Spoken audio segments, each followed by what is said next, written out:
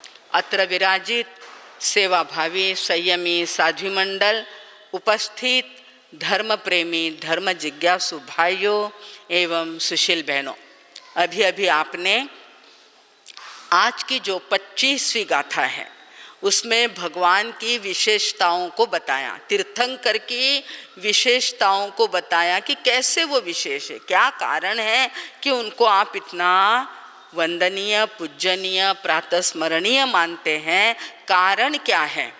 उस गाथा का अर्थ देखते समय हम देखेंगे बुद्धस्त्वमेव विबुधार्चित बुद्धिबोधात्। प्रभु आप बुद्ध पद को प्राप्त किए। याद रखिए, बुद्धि और बुद्धता इसमें फ़र्क होता है। बुद्धि तो बच्चों में भी बहुत है, हर बात की वो स्वर्ग और मोक्ष में ले जाने वाली, बड़े बड़े जो साइंटिस्ट हैं, बड़े बड़े पढ़े लिखे लोग, यूनिवर्सिटी के अंदर फर्स्ट आने वाले लोग भी मोक्ष मार्ग को जानते भी नहीं और सबको ले जाते भी नहीं। मोक्ष मार्ग को यानी अपनी आत्मा का कल्याण किस में है। मोक्ष यानी मुक्ति, मुक्ति यानी कर्मों से मुक्ति। कर्मों से, कर्मों के कारण जो आत्मा आवृत्त हो गई है, आवरण उसके ऊपर आ गया है, वो आवरण निकल जाए। ज्ञान दर्शन और चारित्र के ऊपर जो आवरण आ गया, उस आवरण को हटाने का काम। और दूसरी बात, उसको बताने की पद्धति बताते हैं। आजकल क्या होता है, पद्धति बताते नहीं, क्या कहते हैं उसको, रहस्य रखते हैं, प्राइवेट गुप्त रखते हैं कि नहीं मेरी रेसिपी मैं नहीं बताऊंगी, किसी को पता चल जाए तो वो भी जान लेगा। वो पद्धति बताते नहीं, ऐसा जमाना आया। पर हमारे भगवान ने कहा कि जब मुझे मोक्ष मिल रहा है, जब मैं मुक्ति का अनंत सुख अनंत आनंद ले रहा हूँ, लोगों को क्यों नहीं बताऊं, मैं उनको भी बताऊंगा। उनको बताने वाले मार्ग को मैं उनके सामने प्रस्तुत करूंगा, उसकी पद्धति क्या है ये भी मैं समझाऊंगा। ऐसा कौन कहते हैं भाई और बहनों, तीर्थंकर भगवान कहते हैं। तीसरी लाइन चौथी लाइन सबके अंदर वही बात आ रही है। तो पहली में क्या देखा, बुद्धस्त्वमेव, प्रभु आप सिद्ध बुद्ध और मुक्त हो गए हैं, इसलिए आप ही कौन है, त्वमेव बुद्ध त्वमेव, आप कौन है, बुद्ध हैं। दूसरी बात बताई उसी लाइन के अंदर, विबुधार्चित, यही गाथा तीसरी लाइन में, तीसरी गाथा में क्या आया था, विबुधार्चित पादपीठ आया था ना, कुछ ख्याल है, जिन्होंने भक्तामर याद किया उनको ख्याल है। विबुधाहा अर्चित, विबुधो यानी प्रबुद्धों के द्वारा, जो ज्ञानी है गणधर पद के ऊपर चले। गणधर कैसे होते हैं, महान ज्ञानी होते हैं, ब्राह्मण कुल के होते हैं, ब्राह्मण होते हुए भी तीर्थंकरों की आज्ञा में रहते हैं। ऐसे गणधरों प्रबुद्धों विद्वानों के द्वारा आप अर्चित, विबुधाहा अर्चित यानी उनके द्वारा पूजित हो गए हो। अर्चना करते हैं ना, आरती करते, अर्चना करते, पूजा करते, तो आप किनके द्वारा पूजित हैं, गणधरों के द्वारा। देवों देवताओं, पहली गाथा में सब आ गया अपने यहाँ, देवताओं के द्वारा, इंद्रों के द्वारा भी आप कैसे हैं, पूजित हैं। वे आपकी पूजा करते हैं, उनको आप मार्ग बताते हैं। तो ऐसे आप कौन हो गए, बुद्धत्व को प्राप्त करने वाले बुद्ध हो गए, बुद्धिबोधात्। फिर आया दूसरी लाइन में, त्वम शंकरोसि, शंकर शमन करने वाले। इन्होंने अपनी कषायों का क्या कर दिया, पूर्ण रूप से किया कि थोड़ा किया। और हमारा कैसा है, करने को जाते हैं, क्रोध मान माया लोभ सुनते हैं, कम कितना होता है ये देखना पड़ेगा ना, सुनते कितना है। अब आप आगे भी सुनेंगे, पहले भी सुना है, सुनते अपन हैं, जानते अपन हैं। क्या कहा, त्वामा मनन्ति मुनयः परमं पुमांस, हमने पहली गाथा में देखा था, उसमें कहा है जानते तो हम सब कुछ है, पर मानते हैं क्या, मानना पड़ता है। मनंती त्वामा मनंती, मानने की बात जब आती है उसमें आचरण की बात आती है। क्या है, जैसे आप लोग देखने को जाते हैं, लड़की लड़का जो भी देखते होंगे, देखने को जाते हैं, जान तो लिया, शाखा जान लिया, अमुक धमुक जो भी जानना है जान लिया, फिर माना क्या? मानना यानी क्या? पक्की हाँ भर देना। आई बात ख्याल में? वो बात आपके ख्याल में आती है। माना क्या यानी बड़ा, हमको तो ये हम नहीं जानते ना, उस बात को हम नहीं जानते, परंतु समझते जरूर है। हमको चाहिए इन बातों को, तत्व ज्ञान को, प्रतिक्रमण को, प्रार्थना को, भक्तामर को हम जानते हैं। अब क्या करना अपने को? स्वीकार करना है। जानते तो है, मानना भी पड़ेगा, और मानने को जाएंगे ना भाई और बहनों, तो क्या होगा? स्वीकार करना पड़ेगा, वैसा अपने आचरण में लाना पड़ेगा। फिर कहा तो ध्यान में आई बात, शम करोसी। शंकर यानी सिर्फ वो शंकर नहीं, जटाधारी। शंकर शब्द का अर्थ यहाँ पर लिया है। शम यहाँ पर क्या किया है? शब्द का अर्थ लिया है। शम यानी शम करने वाले, शमन करने वाले। दूसरी बात आप देखते हैं, सम्यक्त्व के लक्षण में भी क्या आता है? आता कि नहीं आता? शम, संवेग, निर्वेद, अनुकंपा, और ये सम्यक्त्व के लक्षण हैं। जानिए, आप रोज फेरते हैं, परंतु उसका अर्थ अगर आप करेंगे तो ध्यान में आएगा। शम यानी समता भाव, शम यानी शांति का भाव, चारों तरफ शांति फैलाने वाले तीर्थंकर आप हैं। इसीलिए भुवनत्रय, तीनों भूमि में, ऊर्ध्वलोक, मध्यलोक और अधोलोक, भुवनत्रय, तीनों भुवनों में, तीनों लोक में आप शांति फैलाते हैं। याद रखना, जब भगवान का, तीर्थंकर का, वीतराग देव का कल्याण करते हैं ना, उन कल्याणकों में 1 मिनट के लिए ही क्यों ना हो, नरक में भी शांति हो जाती है ना? जानते हैं ना आप लोग क्या हो जाती है? यानी अधोलोक, अधोलोक के अंदर भी क्या होती है? उन जितने भी नारकी होते हैं, परमाधामी तकलीफ देते हैं, उसका वर्णन नहीं सुने और नहीं करे तो अच्छा है, पर जाना भी नहीं अपने को। उस गति के अंदर जिसकी उसकी भावना होगी वो बात अलग है, पर जाने की इच्छा। तो ऐसे नरक के अंदर जो गहरे अंधकार के अंदर है, वहाँ पर इतनी वेदना, इतनी दुख की बात वहाँ पर होती है। उन दुख सहन करने वालों को भी 1 मिनट के लिए क्या हो जाती? शांति आ जाती। शांति हो जाती तो उनके ध्यान में आ जाता, महान जीव का जन्म हुआ है, किसी तीर्थंकर का जन्म हुआ है, तब कहीं जाकर हमको क्या मिली? थोड़ी देर के लिए शांति मिली है। तो तीनों लोक के अंदर, नरक में शांति है तो फिर मनुष्य लोक की तो बात ही क्या है? पंच कल्याणक मनाते हैं, उनकी तो बात ही क्या है? मध्य लोक में भी शांति और ऊर्ध्व लोक में, सर्वार्थ सिद्धि के लोग भी एक बार तो क्या करते हैं? मन को शांत, दांत, ऐसा लगता है उनको कि वाह, कोई न कोई महापुरुष जन्म में आया है, तीर्थंकर का जीव जन्म में आया है, ऐसा उनको अनुभव में आता है। इसीलिए यहाँ पर क्या कहा? त्वम यानी आप, शंकरोसी, शमन करने वाले होने से तीनों भुवनों में, भुवनत्रय शंकरत्वात्, वहाँ पर शांति करने वाले हैं। इसलिए आप कौन है? महान शंकर जैसे हैं। फिर बताया, धाता सिधीर शिव मार्ग विधेर विधानात्, आप अत्यंत धैर्य वाले हैं। आप कैसे हैं? सागरवर गंभीरा, ऐसे गंभीर है, ऐसे धीर है, स्थिर है, जिनका मनोयोग, वचन योग और काया योग तीनों कैसे हैं? स्थिर हो गए हैं। इसलिए आप धाता यानी विधाता। धाता से अर्थ क्या लिया यहाँ पर? काव्य बनाया ना, काव्य में बराबर लिमिटेड अक्षर, लिमिटेड शब्द होते हैं, इसीलिए यहाँ पर विधाता।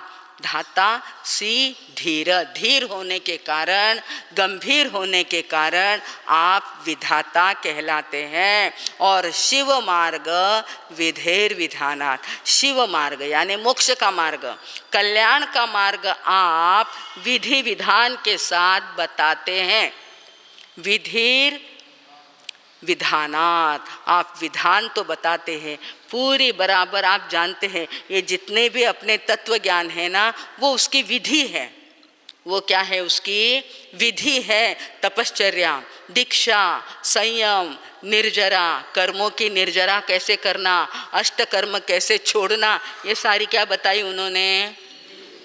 शास्त्र के अंदर आई, प्रतिक्रमण के अंदर आई, अपन जो गाथाएं फेरते हैं उसके अंदर आती हैं। ये सारी क्या बताई उन्होंने?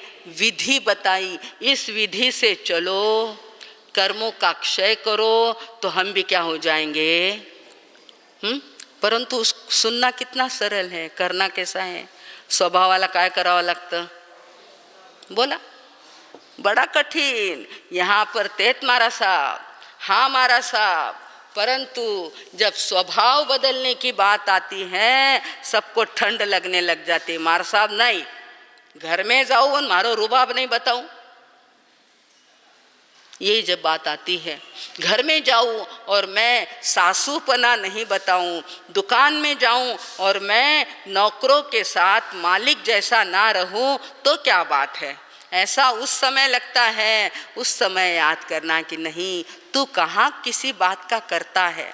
प्रत्येक व्यक्ति अपने अपने कर्म के अनुसार रहने वाला है, उसको अपने कर्म के अनुसार मिलने वाला है। मुझे क्या करना है? सिर्फ उस जो चेन चलती है उसको चलाना है।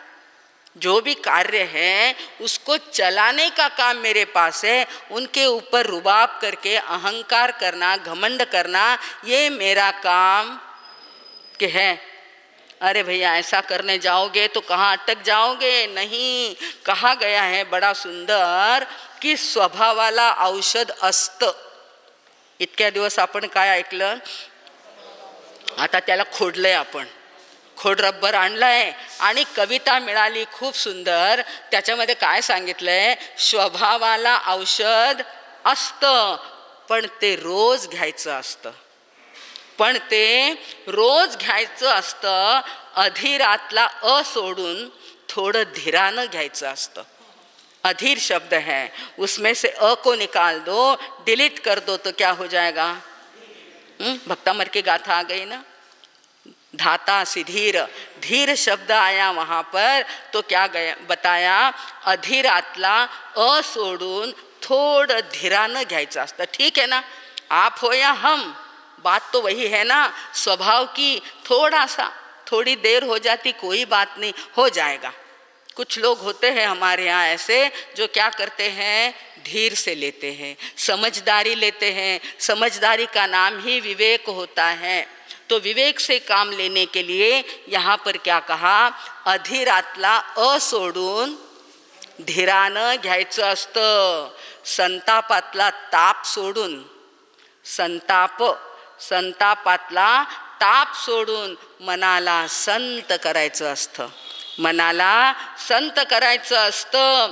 मनातला हट्ट सोडून, मनातला हट्ट सोडून नातं घट्ट करायचं असतं.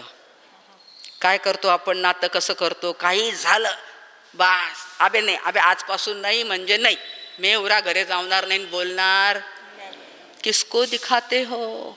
बड़े बड़े महापुरुषों की याद करो, जिनके ऊपर आपके पास तो कुछ भी नहीं, ऐसे ऐसे उपसर्ग आए, ऐसे संकट आए, उस समय भी उन्होंने क्या किया, अपने मन को बदल दिया. और सबसे बड़ी बात तो बाहुबली जी को आप देखते हैं, दर्शन करते हैं. उनके पिता श्री ऋषभदेव भगवान की यहाँ पर स्थापना हुई है मांगी तुंगी के अंदर. जाकर दर्शन करिए कभी, और जाने के बाद उनसे मांग करिए कि प्रभु जैसे आप बन गए वैसे मुझे भी सरल बना दो.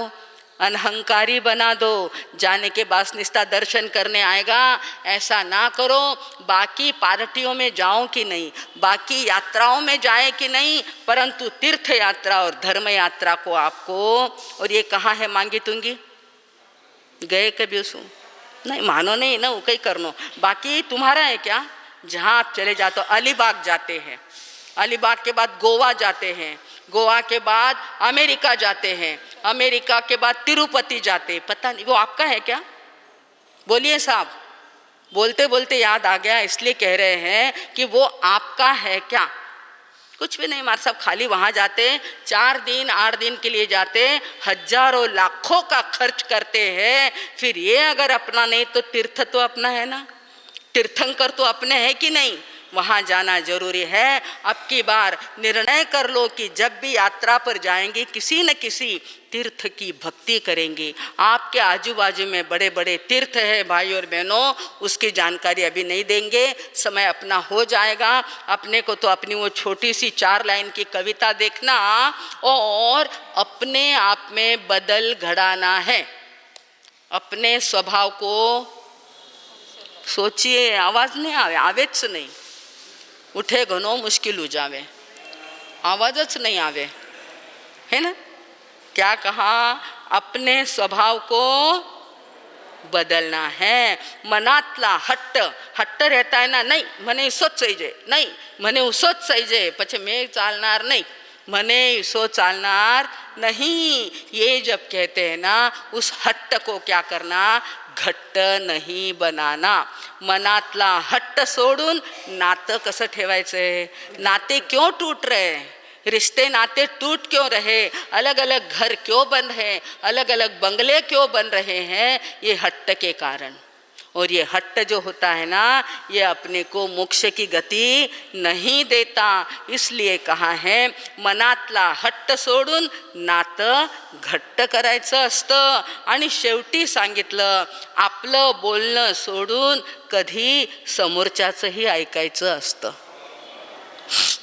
आपलं बोलणं सोडून कधी समोरच्याचंही, अपन क्या करते हैं, अपना ही चलाते, अपना ही कहते, दूसरे को सुनने का उन टाइम ने कहीं उजावे सगळा भोळा बन जावे, गेला बन जावे, सुनूच नहीं आयो मने, मार साहब कहीं कहता होता सुनूच नहीं आयो। हाँ, फिर वो जो क्या हो जाता है, बड़ा गेला बन जाता है, मर ध्यान में नहीं आयो तो भला कहीं वे मार साहब आईने गया केवता, ये मधुस्मिता जी केवता, प्रीति सुधा जी कहता, केवन रो यानो काम है, उल्टा क्या कहते हैं, हमको सिखाते वो लोग, कहते हैं ऐसे मारवाड़ी लोग तो बड़े होशियार, बाकी बातों में है कि नहीं, इन बातों में भाई और बहनों क्यों दुख होता है, क्यों चिंता होती है, हमको होती है हमारा समाज, हमारा ये धर्म सिर्फ उपास तापास करने से बदलने वाला, अपने स्वभाव को क्या करना पड़ेगा, बदलना पड़ेगा। एक बार पुनश्च मैं एक साथ बोल देती हूँ, स्वभावाला औषध असतं पण ते रोज घ्यायचं असतं, अधिरातला सोडून थोडं धीरानं घ्यायचं असतं, संतापातला ताप सोडून मनाला संत करायचं असतं, मनातला हट्ट सोडून नातं आयो सुनने आयो भला क्या थे, वाह वाह क्या बात है। मनातला हट्ट सोडून नातं घट्ट करायचं असतं आणि आपलं बोलणं सोडून समोरच्याचंही, तुम्ही ऐकाल ना? हाँ मार साहब, जो भी आप कहेंगे सुनने के लिए हम तैयार हैं। भाई और बहनों, आप बड़े भाग्यवान हैं, पुण्यवान हैं, ऐसी वाणी सुनने को मिली, जिनेश्वर भगवान की वाणी सुनने को मिली है, तो उसका अपने को अब थोड़ा सा ही, इतनी वाणी अपने पास मिल गई, जन्म ले लिया उसके समाज के अंदर, तो अब अपने को क्या करना, आचरण में लाने की थोड़ी आदत लगाओ, मोड़ना पड़ता है। माइक अगर बराबर नहीं चले तो उसको चलाना पड़ता है। जब कोरोना के अंदर धंधा जरा कम हो जाता है तो उसको वापस लाइन पर लाना पड़ता है। भाइयों को बड़ी मेहनत करनी पड़ती है। उसी प्रकार भगवान के बताए हुए मार्ग पर हमें भी चलना पड़ेगा। एक न एक दिन जब नहीं चलेंगे ना, तो 84 के चक्कर में गोते खाएंगे। भाई और बहनों, राजस्थानी कवि ने इतना सुंदर कहा है, बटाऊ बीरा बाट घणी दीन थोड़ो, बटाऊ बीरा बाट घणी दिन थोड़ो। बाट घणी म्हणजे रस्तो घणो, बहुत दूर जाना है। अपने को लगता है कि बस मोक्ष तो अभी हमको 4 अंगुल दूर रह गया, पर आप जानते हैं इस स्वभाव को बदले बिना आप 4 कदम भी नहीं चल सकते। स्वभाव को बदलना पड़ेगा, आचरण को बदलना पड़ेगा, क्योंकि बाट घनी, बाट कैसी है, बहुत दूर जाना है। दिल्ली अभी बहुत दूर है, नजदीक नहीं है। बटाऊ बीरा बाट घनी दीन थोड़ो, बटाऊ बीरा बाट घनी दिन थोड़ो। घर रयो दूर सूरज घर हाल्यो, घर रयो दूर सूरज घर,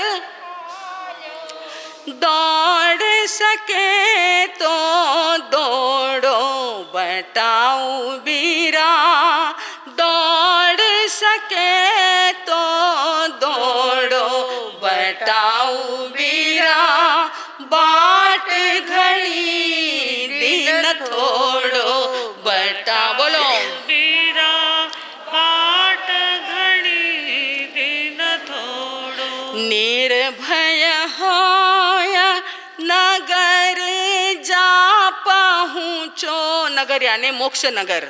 निर्भय होय नगर जा पहुँचो, बीच में पड़ले बीच में पड़ेला थाने फोड़ो, बचाओ बीरा बाट घड़ी दिन थोड़ो, बटाओ बीरा बाट घड़ी दिन थोड़ो।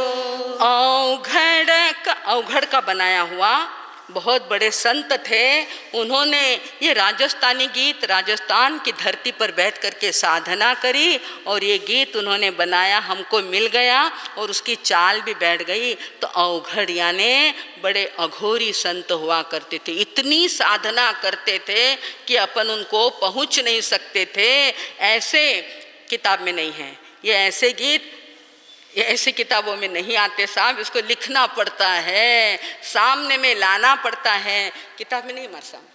अवघड़ कहे गुरा के शरणे, अवघड़ कहे गुरा के शरणे, मार्ग लखियो मोड़ो बटाऊ बीरा, मार्ग लखियो मोड़ो बटाऊ बीरा, बाट घड़ी दिन थोड़ो बटाऊ बीरा, बाट घड़ी दिन थोड़ो।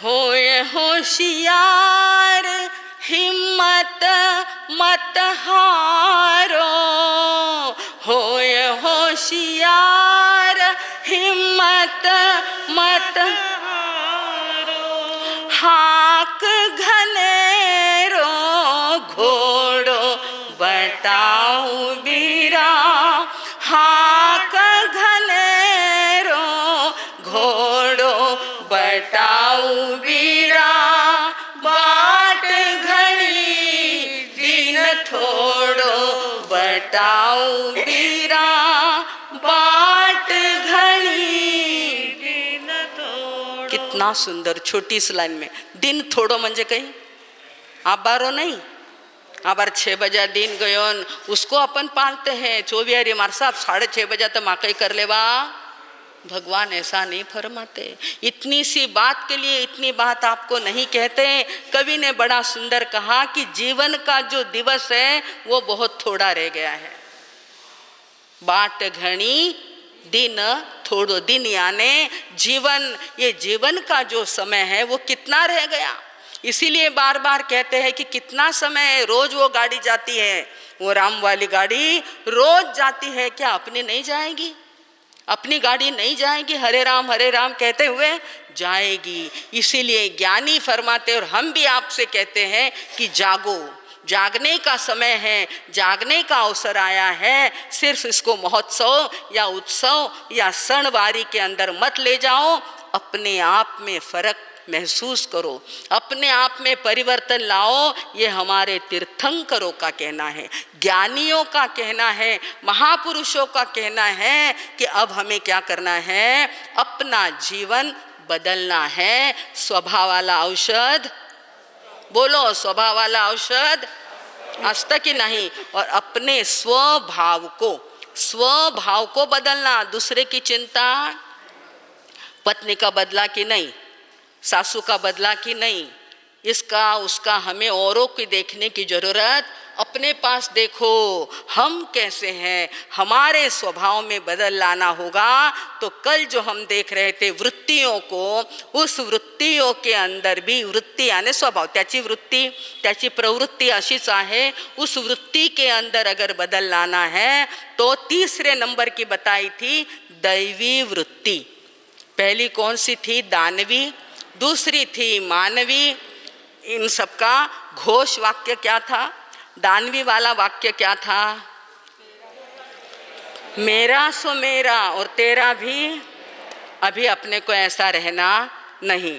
दूसरी थी स्वार्थी मानवी वृत्ति, वो क्या कह रहा था?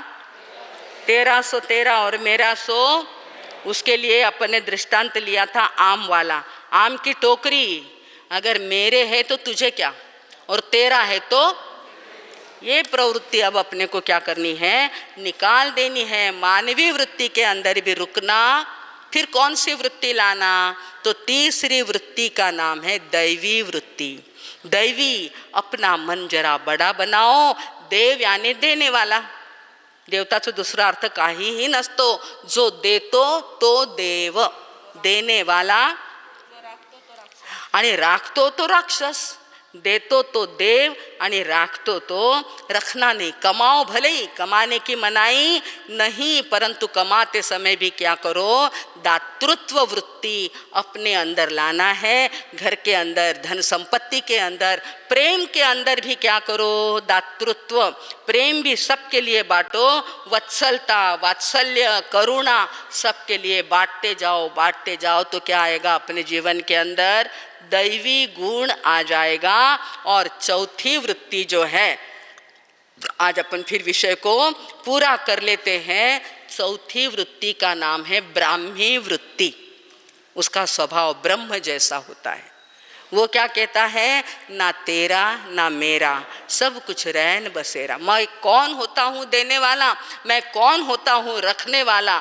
कमाना है, कमाता हूँ, खड़े रहकर मैं कमाता हूँ, वो मेरा कर्तव्य है। जब परिवार बसाया है तो कमाना पड़ता है, परंतु उसका अहंकार रखना नहीं।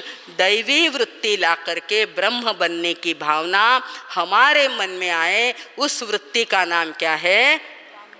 कौन सा नाम है उसका? ब्राह्मी वृत्ति। भाई और बहनों, इसीलिए ये भजन, ये स्तवन आपको सुनाया। बटाऊ बीर, बटाऊ यानी प्रवासी, मारवाड़ी में बटाऊ यानी प्रवासी। जो पंथक होता है, पंथ में चलने वाला, उसको यहाँ बटाऊ कहा है। और बटाऊ बीरा, बीर कहा है, भाई शब्द कहा है। हे वीरा, हे मेरे भैया। बटाऊ, हे मेरे भैया। रास्ता कैसा है? बड़ा दूर है। और दिन कैसा है? बड़ा 40-50 के हो जाते हैं उम्र के, तब दिन कैसा रह जाता है? थोड़ा रह जाता है। अब भी नहीं जागे तो कब जागेंगे? इसीलिए इन थोड़ी सी कड़क होने वाली बातों को आपके सामने रखना पड़ता है। आप हो या हम सबको जगना है, जागना है और अपने आप को मोक्ष गति की तरफ आगे बढ़ाना है। तो भाई और बहनों, आज का जो हमारा 25वां श्लोक था, बुद्धस्त्वमेव विबुधा विबुधार्चित पाद पीठ नहीं आएगा। यहाँ पर क्या आया? विबुधार्चित बुद्धि बोधात, तीनों बातें आती हैं। बुद्धि बोधात यानी बोध के कारण आप बुद्ध हैं। शंकरत्वात, तीनों बातें कैसी आती हैं? पंचमी आती है, उसके अंदर संस्कृत की भाषा है। शंकरत्वात, शमन करने वाले, इसलिए शंकर कहलाते। और विधेर विधानात, विधि बताने वाले। मोक्ष गति की विधि आपने अनेकानेक शास्त्रों में बताई, सूत्रों में बताई। उस विधि को हम जीवन में लाएंगे, आपकी वाणी को मन में उतारेंगे, निश्चित रूप से हमारा जीवन भी मराठी अच्छा रह गया। क्या ये देखो, ऐसी बातों में क्या हो जाता, आपके सामने देख देख करके भूल जाते हैं। हमको भी भूलना नहीं है। मराठी है लिखा हुआ इसके ऊपर, आज नहीं है भैया, आज बाहर गए थे, किताबें है तो किताबें ले लो साहब सामने। ऐसा ना करो, बाकी का काम करो। ये लो, आज लिखो आप आ जाओ बालू भैया, ले लो उनके हाथ से। तो ले लो ले लो, नहीं अटने दे भाऊ, भाया ने दे, भाइयों को दे, अटने ले थे। दिल लगाकर सुनने वाले हैं, जरा एक एक में दो दो देख लो। फिर किताबें आने वाली है, छपने को गई है पारक परिवार से। तो 27 पेज नंबर 27। तू बुद्धि देशी जनते स म्हणून बुद्ध। बोलो, देशी जनते म्हणून बुद्ध। देशी शिवास म्हणून शिव सांब शुद्ध। देशी शिवास म्हणून शिव सांब शुद्ध। तू निर्मिले शिवपदास म्हणून धाता।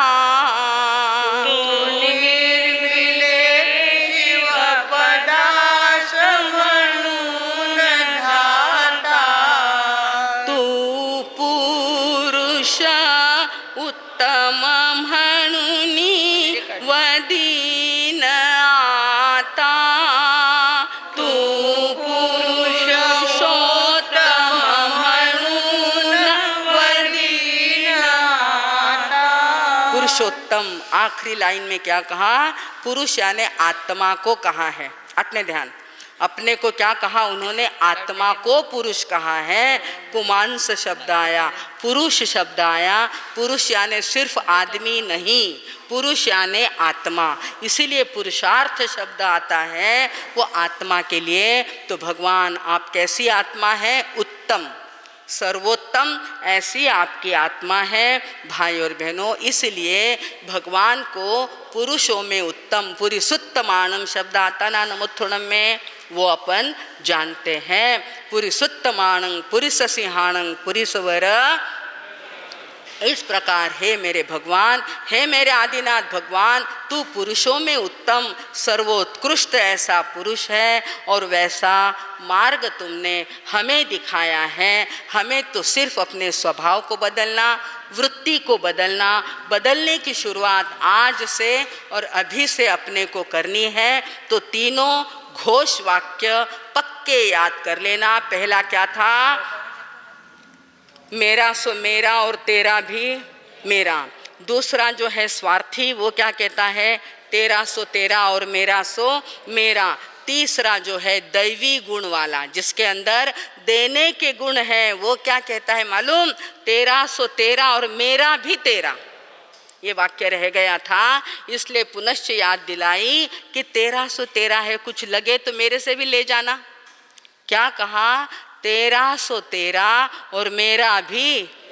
ऐसा जब मानते हैं तो अपना जीवन दैविक बन जाता है। भाइयों, बड़ा सरल है, करने जैसा है, करने का अवसर मिला है, ये मनुष्य जन्म मिला है, निश्चित रूप से इसको अपने में अंगीकार करना। तो तीसरी घोष वाक्यता क्या थी? तेरा सो तेरा और मेरा भी तेरा। और चौथे में था ब्राह्मी गुण के अंदर था ना तेरा ना मेरा सब कुछ रह, मेरे का अहंकार भी मुझे नहीं चाहिए, इसलिए ना तेरा ना मेरा सब कुछ रैन बसेरा। ऐसा भाई और बहनों इन वृत्तियों के अंदर हमें देखने को मिला।